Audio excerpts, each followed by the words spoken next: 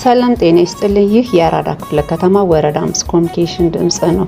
ዛሬ በዋናነት የአራዳ ክፍለ ከተማ ወረዳ 5 የውድ ገበያ ምን ይመስላል የሚለውን እንቃኛለን ማለት ነው። ከአቅርቦቱ ጋር በተያያዘ ስንመለከት ህብረት ስራ ጽህፈት ቤትና ንግድ በጋራ በመሆን ያቀርባል ማለት ነው።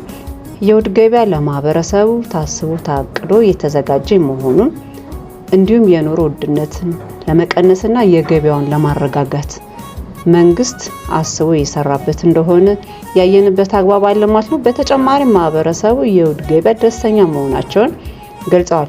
ዛሬ የውድ ገበያ እየሸመቱ እንደሆነ ያየንበት አግባብ አለ።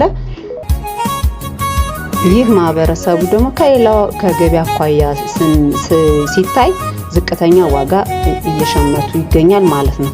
ውድ የሚዲያ ተከታታዮች የውድ ገበያ ቅኝት ይህንን ይመስላልኝ። በቀጥታ በሌላ ፕሮግራም እስከምንገናኝ መልካም ሳምንት ይሁንላችሁ። በእኔ በኩል አበቃው ማለት ነው። መልካም የውድ ገበያ